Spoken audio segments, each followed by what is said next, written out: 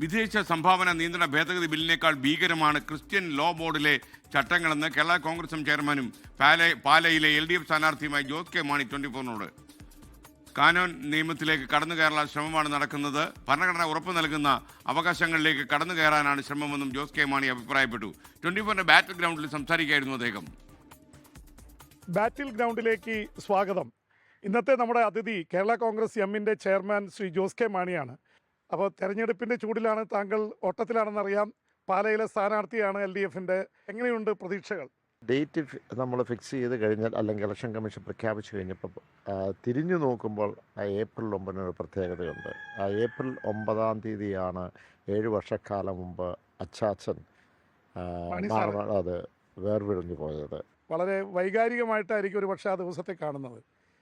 മാണി സാറിന് എങ്ങനെയാണ് ഈ തെരഞ്ഞെടുപ്പിൽ ഓർക്കുന്നത്? ഈ തെരഞ്ഞെടുപ്പ് വന്നപ്പോൾ തീർച്ചയായും ഒരു ഫ്ലാഷ് ബാക്ക് ആയിട്ടാണ് 50 വർഷം മാണി സാർ അച്ചാച്ചൻ കൊണ്ടുവന്ന ഒരു വികസനവും ഒരു മാതൃകയും ഒരു മതേതരത്വവും എല്ലാവരും ഒരുമിച്ച് കൊണ്ടുപോകുന്നതും ചേർത്ത് പിടിക്കുന്ന ഒരു പാല.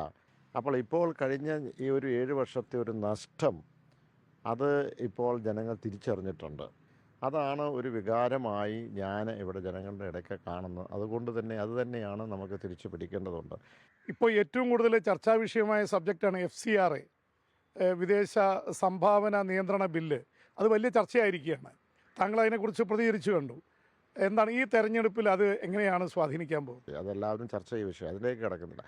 പക്ഷേ അടുത്തത് വരാൻ പോകുന്നത് ക്രിസ്ത്യൻ ലോ ബോർഡാണ്. പക്ഷേ ക്രിസ്ത്യൻ അതൊരു വെൽഫെയർ ബോർഡാണ്, അല്ലെങ്കിൽ വെൽഫെയർ ലോ എന്ന് പറഞ്ഞ അത് ഇപ്പോൾ പടിപ്പുരയിലാണ്. അതിൻ്റെ ചട്ടങ്ങളായി കഴിഞ്ഞു.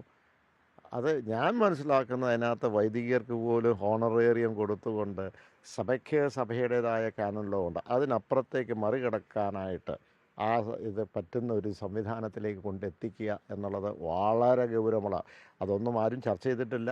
താങ്കൾ ഉദ്ദേശിക്കുന്നത് വൈദികരെ സർക്കാരിൻ്റെ ഉദ്യോഗസ്ഥരാക്കി മാറ്റുന്ന തരത്തിലേക്കുള്ള ബില്ലാണെന്നാണ് ഉദ്ദേശിക്കുന്നത്? സർക്കാരിൻ്റെ ഉദ്യോഗസ്ഥരല്ലെങ്കിലും ചിലപ്പോൾ ചില മേഖലകളിൽ വിവാഹമാകട്ടെ, അല്ലെങ്കിൽ അവിടെ ഒരു മാമോദീസ നടത്തുന്നതാകട്ടെ, ചിലപ്പോൾ സഭയുടെ ആ വികാരിക്കാണല്ലോ അതിൻ്റെ റൈറ്റ് അല്ലേ, അത് മറികടക്കുക. പക്ഷേ നമുക്ക് ഒരു ഭരണഘടനയുണ്ട്. ആ ഭരണഘടന അനുസരിച്ച് എല്ലാവരെയും യോജിപ്പിച്ച് നിർത്തി നമ്മുടെ പാരമ്പര്യ സംസ്കാരം അനുസരിച്ച് പോവുക എന്നുള്ളതാണ്. പക്ഷെ അതിലേക്കാണ് ഇവർ ഇൻട്രൂഡ് ചെയ്ത് അവരെ വരിയിൽ നിർത്തുക എന്നുള്ളതാണ് ഇന്ന് ലക്ഷ്യം വെച്ചുകൊണ്ട് പോകുന്നത്. ന്യൂനപക്ഷ വോട്ടുകൾ, ക്രൈസ്തവ വോട്ടുകളും മുസ്ലിം വോട്ടുകളും പൊതുവെ UDFന് അനുകൂലമായിട്ടൊരു കൺസോളിഡേഷൻ ഉണ്ട്. അത് ലോക്കൽ ബോഡി ഇലക്ഷനിലും ലോക്സഭ ഇലക്ഷനിലും ഉണ്ടായതുകൊണ്ടാണ് വിജയം ഉണ്ടായത്. ഇത്തവണയും ഉണ്ടാവുമെന്ന് അവർ അവകാശപ്പെടുന്നു. അത് ശരിയാണോ? നമ്മൾ കാണുന്നത് ഓരോ തെരഞ്ഞെടുപ്പിനും അതിൻ്റേതായ പ്രാധാന്യം എടുത്തുകൊണ്ട് ജനങ്ങൾ തീരുമാനമെടുക്കുക.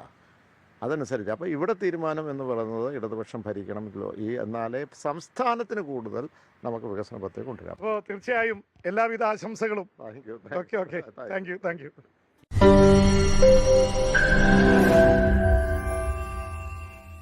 ലോകത്തെവിടെയായാലും ഏത് സമയത്തും 24 വാർത്തകളും ഓഗ്മെന്റഡ് റിയാലിറ്റി പാക്കേജുകളും എക്സ്പ്ലെയിനറുകളും വിശദമായി കാണാൻ ഞങ്ങളുടെ YouTube ചാനൽ നിങ്ങൾക്ക് സബ്സ്ക്രൈബ് ചെയ്യാം.